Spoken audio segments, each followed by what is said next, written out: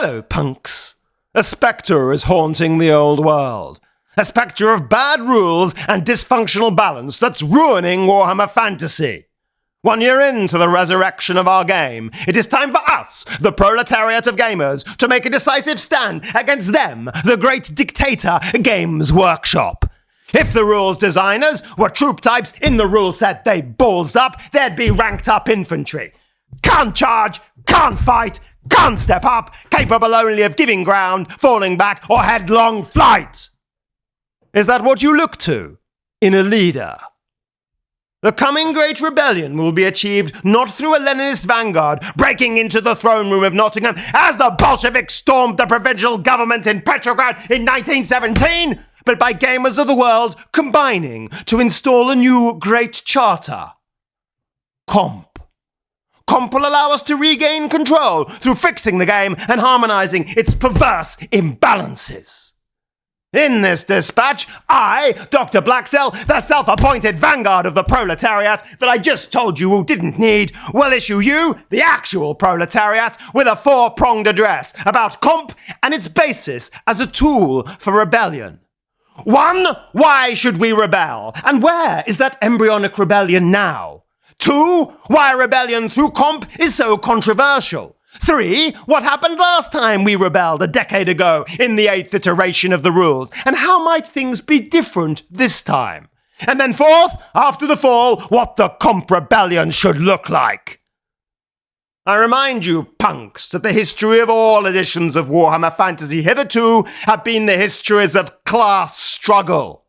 The difference is that the Great Dictator, when he started out, was a punk like us. He rode with us. He preached rebellion with us in the name of creative freedom through galaxy-sized ghetto blasters.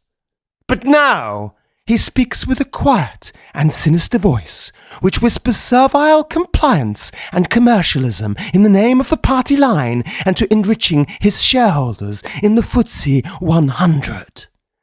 It's time for us gamers to rise up and walk tall, as our past heroes once did. We can no longer rely on those brilliant men who, while brilliant, were also yesterday's men. Instead, it's time for us, the men of now, to make them proud by instituting the Great Comp Rebellion. The need is urgent and the time is short. Punks of the world, unite! You have nothing to lose but your chains! Right, so why does there need to be a rebellion, punks? It's because certain parts of Warhammer the Old World, some core rules, the balance between factions, and the balance between troop types are broken. A year ago, when the game came out, everyone was being ultra positive and wouldn't say boo to a goose. A few grumpy old men like me were left in the corner muttering and recriminating about how much things were better in the old days. However, from being ignored, it seems that opinion is moving in our favour, and the cool kids are suddenly listening to us, realising after 12 months that there are huge issues with this game. So what are those issues? Well, there are problems with the core rules. Paying for your wheel out of charging, being completely imprecise and leading to arguments. The absolute nightmare that the pursuit rules are. Instead of comparing your pursuit distances on flat rolls and catching your opponent if you get equal or higher, you have to physically contact models, which means models teleporting through other models and being physically on top of other models and creating an absolute dog's breakfast. You then got stacking profiles of monsters and riders, giving them vast numbers of wounds and 3 different kinds of saves, turning every battle into dragons versus dragon slayers. You then got the skirmishing rules, which are understandable to neither man nor beast, and I could talk about other things like mandatory overrun straightforwards and the impetuous rules, making huge swathes of troops unusable. There are also, of course, balances between factions. First of all, you have 7 out of 16 of them, the Skaven, the Lizardmen, the Chaos Dwarves, the Dark Elves, the Vampire Counts, the Lizardmen, are only supported by these crappy legacy PDFs, which support these factions much as a rope supports a hanged man. Games Workshop have said that they are competitively illegal in their own tournaments and have encouraged people not to use them. Then you've got the troop types. Fighting infantry are absolute garbage. They can't charge and they can't fight, all they do is deny the enemy points. Dragons are ridiculously overpowered, meaning games are all about dragons versus dragon slayers, as I just complained about, but it's so bad I needed to complain about it again. And then you've got a bunch of other creaky things like poisoned bowshots, wailing dirge, caskets and fanatics comprising the rest of the game, meaning most competitive games of Warhammer the Old World consist of about 5 different types of armies. Now, given this situation is so unsatisfactory, it's obvious that we need to change. And how should we change? Well, rather than letting Games Workshop perhaps fix it themselves, obliquely through FAQs or through a formal patch, the fans should rise up and create a comp system. Now, this is a system of agreed changes to the game. It could be the core rules, but most likely it will be balances between factions, clipping the wings of things that are too good and giving a boost to some of the things which aren't good enough. Now, Warhammer Fantasy has had comp before. The 7th and 8th editions of the rules had very large fan comp systems which, while there are arguments about them, obtained very, very considerable status in the game and made it much better, allowing us to realise what were brilliant editions of the rules, if rather unbalanced. Now, let me just give you a few examples of some of the early kind of comp systems which have appeared with Warhammer the Old World. We've got nothing approaching the ETC, nothing approaching Swedish comp, nothing approaching the Triple Crown Tally comp, which were old comp systems we had in the past. We've just got some quite small, quite kind of renegade comp systems which have appeared locally. I'll give you a few examples. It's not exhaustive.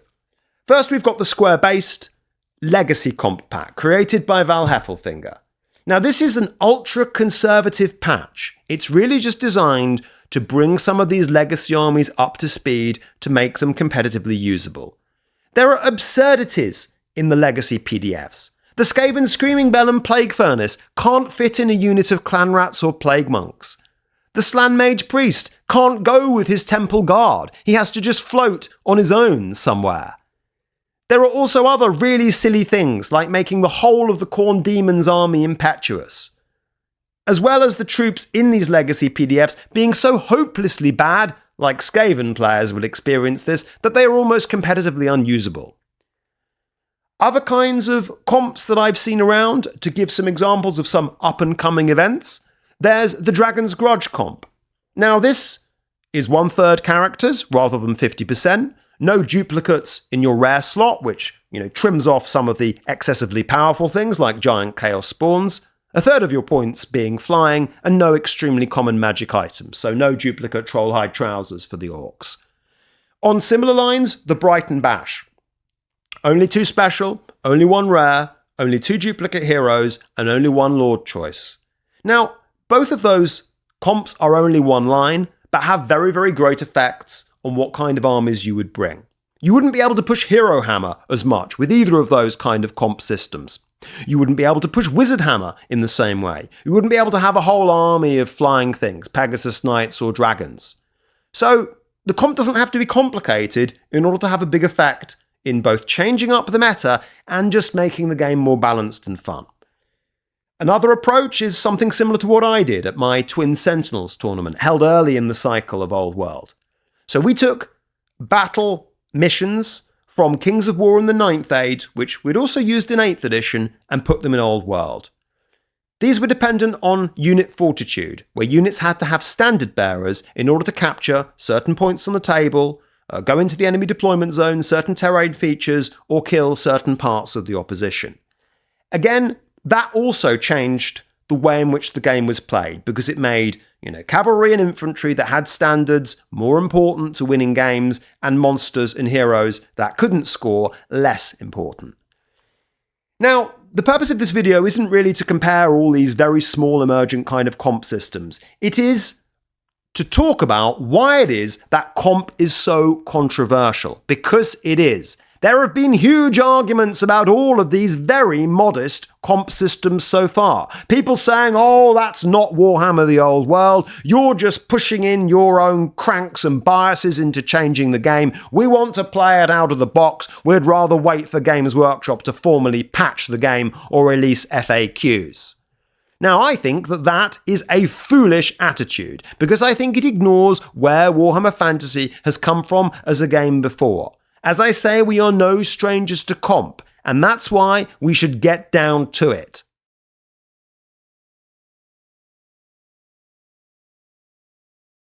So why is comp so controversial? Why does it arouse such strong feelings in the community when players try and introduce it? Well, I think the first reason is what I would call fear of the dictator. Now, Games Workshop obviously has a hegemonic status within the hobby. It created Warhammer Fantasy, and when it decided that Warhammer Fantasy died, it died to all extents and purposes. When it decided it was brought back to life, then suddenly everyone wanted to play again. It is the official custodian, the gatekeeper, and ultimate first and last authority on Warhammer Fantasy, much as many fans would wish that that was not the case. Therefore, deviation from its official party line is controversial. People like being told what to do. And when Games Workshop says something, it's more likely to be respected than when a mere group of fans or players say we should do it this way rather than the official way. Now, of course, this does rather miss, I think, this obsession with the officialdom of Games Workshop, some of the traditions of Warhammer Fantasy as a game. So, for example, the great Rick Priestley in the 5th edition rulebook, and I must thank a YouTube commenter called Praise Hashut for mentioning this, because I got the idea from there, wrote in that venerable document, "Before signing off, I'd like to make a plea about officialdom in the Warhammer hobby. I have always taken the view that Warhammer is an inherently adaptable game, and that rules and ideas are a springboard to better and greater things. I would openly encourage players who wish to develop the game to suit themselves to invent and change the rules to their own taste and to explore their own ideas about rules, modelling, and the hobby." Now, that tradition, which you will also see replicated in the philosophies of the great Nigel Stillman, whom I have a video on this channel, encourages players to change the game for themselves, rather than simply stick to the script and the party line. Now, of course, Games Workshop would not publicly decry that kind of hobbyist spirit. So long as you don't infringe on their IP, you're welcome to do what you want with the game. But at the same time, there is always that kind of feeling of that being an attitude from the old days of kind of hobby heroes, where there was no internet and where games of Warhammer happened in local gaming clubs and round people's houses, where house rules were just something that players kind of accepted. But now, of course, in the second decade of the 21st century, where some games that Games Workshop have, obviously Warhammer 40,000, are played competitively, sometimes played for money, are kind of a bit more e-sport-like in their nature, that we feel we have to have games that work well between strangers. And so, bringing up, the ghosts of Priestley or the ghosts of Stillman can be controversial for that reason, that we feel as though we need to have an impartial umpire at the centre. And really, Games Workshop is the obvious authority who that should be. I think the next reason why comp is controversial is the fear that it will be done badly. And I think, to be honest, this is the best argument against comp. That lots of hobby heroes, all doing their own comps for their own tournaments, are probably going to, be biased in favour of certain things. So if you've been pummeled by double dragons constantly, you probably want to knock them back. Rightly so, I hasten to add. Maybe you've got a real vendetta against the Green Knight, for example, because you really don't like him. Maybe you've, really suffered at the hands of, say, Beaushabti or Fanatics, and so you throw the book at them while perhaps not really throwing the book at other things. And for that reason, there is the suspicion that individual comp systems that are created by individual players probably won't be very good, because nobody has a broad enough experience and is impartial enough to be able to do it well to all of the armies, rather than only lightly touching the armies that they happen to have. Now, in the past, which I'll talk about in the next section of this video, when we had comps coming out of things like the ETC, they were created by committees of players who were very respected in and of themselves, authorities in the game, and so their own beliefs, perhaps, or their own views about how the game should be comped, perhaps through greater weight and commanded more respect than just these kind of individuals, who are going around doing these, particular patches. Now, there's then the fragmentation of the community point. Now, Warhammer, the Old World, is not a particularly mainstream game. Now, I know that lots of people seem to think it's super popular, but I just think that they are delusional in that point of view. This is not a game that you see played, enormously in gaming clubs. It is not something that is supported by huge numbers of new models. All of the releases are very low budget in their nature. It might be doing well relative to the very low expectations, but this is a specialist niche, specialist design studio game rather than a mainline Warhammer product that, as was its legacy, is really kind of the same as Warhammer 40,000 or Age of Sigmar, in being a real flagship kind of leader. So therefore, this community is a small one. It's mainly composed of people who played the game in the past, whether it was 8th edition, more usually 6th edition, or editions before that, rather than it is new players. And because that community is not very large, there is a fear that if we all go around with our comp systems, then some people are going to like some comp, other people are going to like others, and, a community which has been divided already so many times, not least by the fact that lots of people who played 8th edition don't like Old World and so aren't playing it. You've got the 9th Age still playing their game. And, and in any case, there was a huge divide of the fantasy community when Games Workshop foolishly blew up the Old World in 2015. So, having already tossed huge numbers of players overboard from the ship and others having jumped into the sea of their own volition, there is a fear of splitting the community by making comps that will be controversial. And, at least if Games Workshop is the dictator, it is, in theory, a benevolent one, and it's at least the same for everybody. The fourth reason why comps are controversial, I think, and I've partly said this maybe already, is that because comps are usually about one person's point of view, because it will be one person driving the comp, there is always the possibility for vendettas. Now, as I say, if I was writing the Bretonnian comp, for a tournament, I probably wouldn't comp Bretonnians as aggressively as certain other people would. Why? Because as a Bretonnian player myself, I probably think that my victories with the army are due to my own tactical genius rather than my army being overpowered. Conversely, if someone who had been kicked to death by my Bretonnians multiple times made the comp, they'd probably penalise it more because they might have a distorted view of how good that faction was.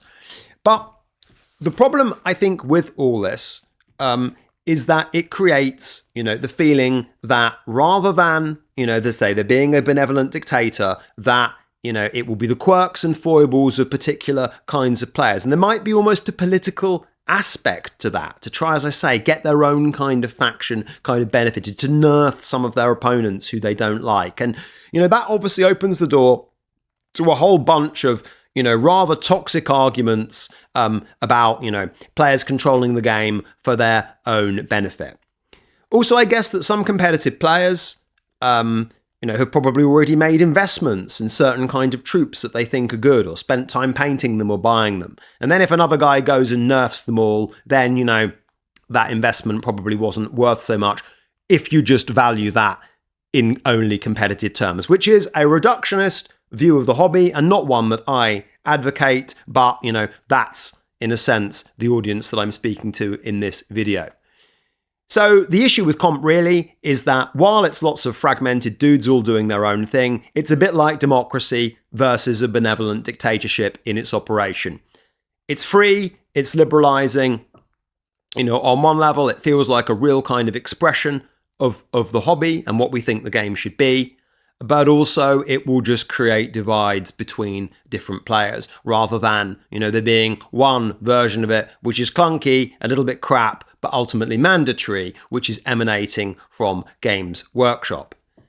Now, despite criticizing comp in all of those four main ways that I did, I am still a huge advocate of it. And in the next section, we're going to, take a little wander down memory lane and discover how it was and why it was that a functional comp system that was broadly accepted by the community emerged in the 8th edition of Warhammer Fantasy, and perhaps what we can learn from that old tale.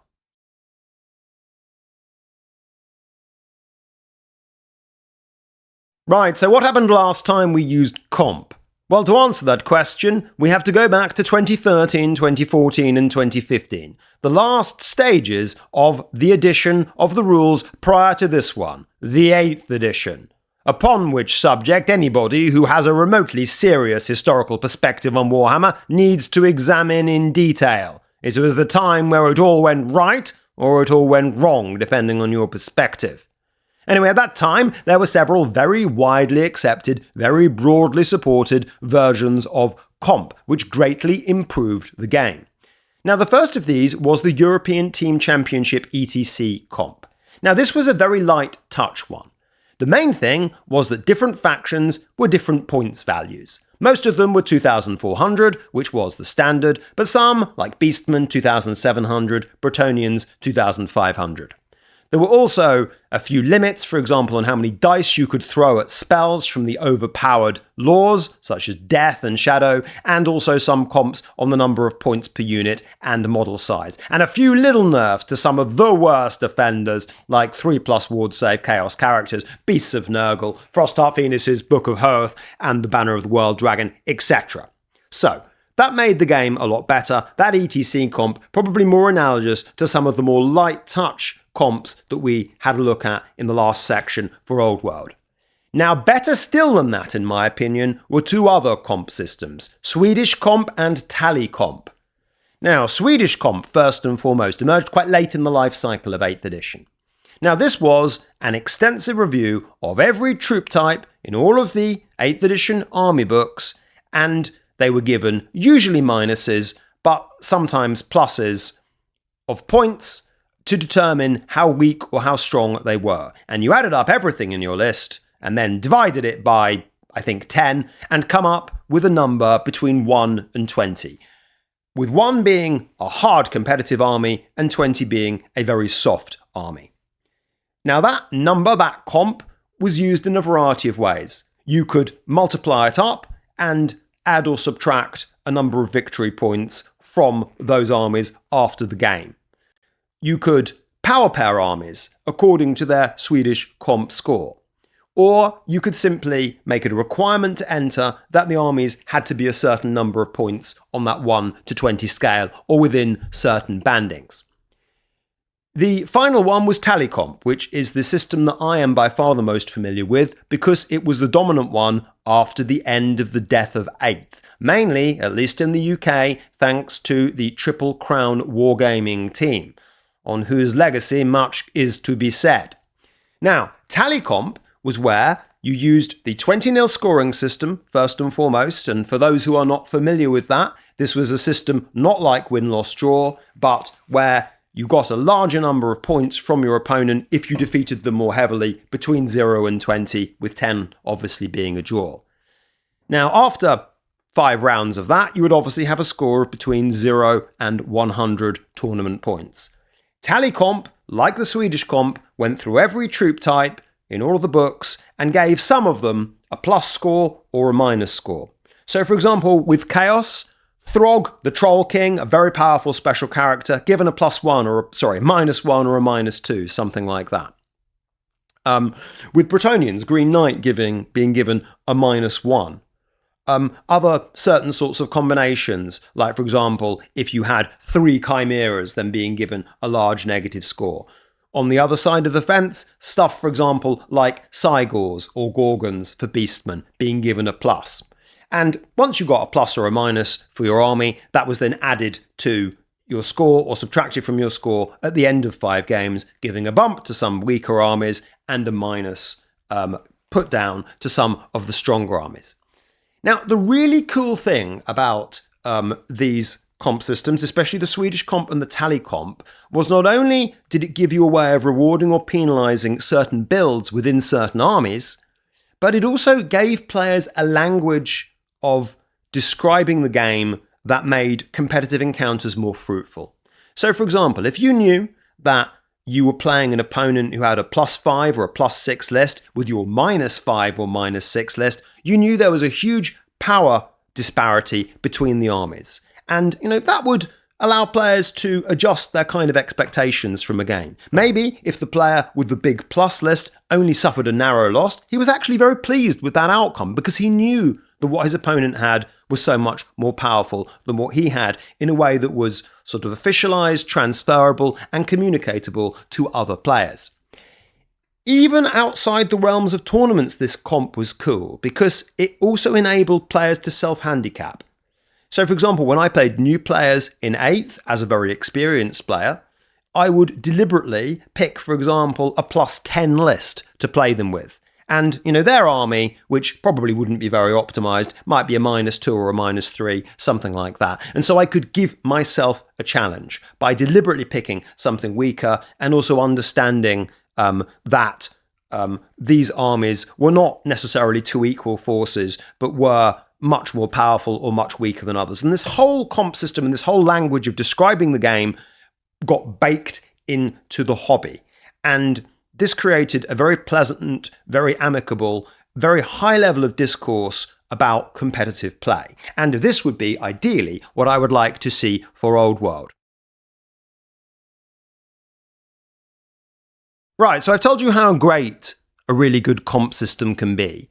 But let's try and deepen our analysis a little and try and ask ourselves why it is that comp hasn't really emerged yet in the Old World, and why even the most conservative comp is so controversial, yet it did emerge in 8th edition. I think that there are three main reasons why the terrain of today in the mid-2020s is very different from that old environment of the early 2010s, and why it's actually much harder, unfortunately, for comp to emerge now than it was back then. So the first reason is a nice and simple one. So 8th edition appeared off the bat of 7th edition. Now 7th edition, which of course had many of the same core rules as 6th edition, and a very good core rule set it was too, also had notoriously unbalanced armies.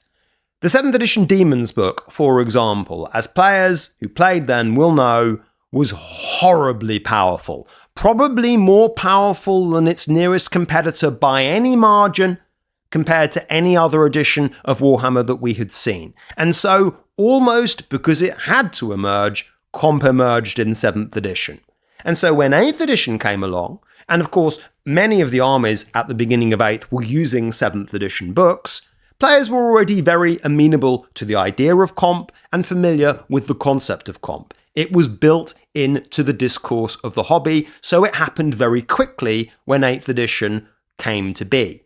Now, of course, in Old World, the game has been dormant for 9 years. The fans have mostly all disappeared, and so there's very little collective memory amongst the fan base of what comp used to look like. Also, the players who mainly used the comp, the 8th edition players, mostly don't play Old World, which is an often missed point, I think.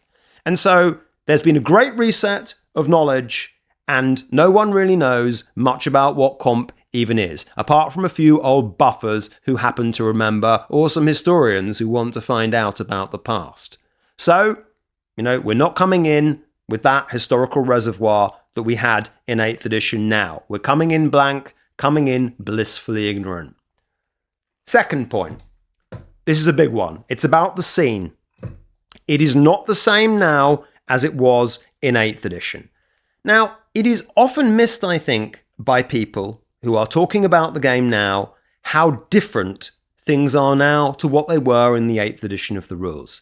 Now, in 8th edition, Warhammer Fantasy was a mainline product of Games Workshop. It was massively more invested in. There were hugely greater number of models. Army books were so much bigger budget. There were so much more, except in the last 2 years, of the way of investment into it from Games Workshop. And it was vastly more popular then than it is now. There were huge tournaments going on every month, every couple of weeks in the UK, with over 100 players, sometimes 200 players. And, in Old World, that's just simply not happening. Old World is mostly a game played in provincial gaming stores with 10 players, 14 players, tiny local tournaments. Nothing wrong with that. I think it's great, but not the same as these large events. There might be a couple of maybe 50-man tournaments that might happen each year, and that's in the UK. The most population, intense community of Warhammer players that anywhere has in the world. After all, we invented the game, guys. And so the scene is much, much smaller than it ever was in 8th edition. Now, what does all of that mean? Well, first of all, small events don't tend to generate much in the way of chat, much in the way of discourse. If only 14 or 16 players have used a comp system that you might be using in the kind of Steeple-cum-Bumpstead grand tournament, then very few people are going to talk about it. It's going to have very little impact upon the way other organisers use it. If it's the case that these small events are being organised mainly by what you would call hobbyists rather than competitive players, again, they're probably not going to think that much about how to comp it. That it's going to be something altogether very casual, very experimental, and that stays very, very localised. Whereas if events are large, if you have tournaments of 150 players, then obviously it's going to create far, far more in the way of chat. There are going to be far more people influenced by it. When those people organise their own tournaments there, especially the competitive players, towards the sort of who are on the top tables, then that's going to have a multiplier effect downwards. And going to mean that if you use comp in a big tournament, it's more likely to affect comps in all sorts of other events that sit below it. Next, I think the profile of the kind of player who plays Old World now is very different to what they were for players who played 8th in the 2010s.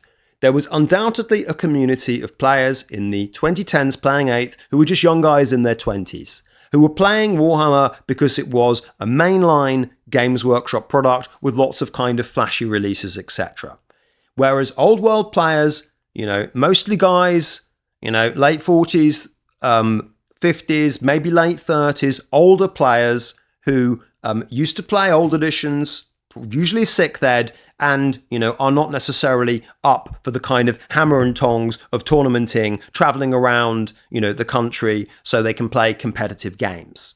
And that kind of community is much less likely, I think, to produce a kind of comp system for pretty obvious reasons.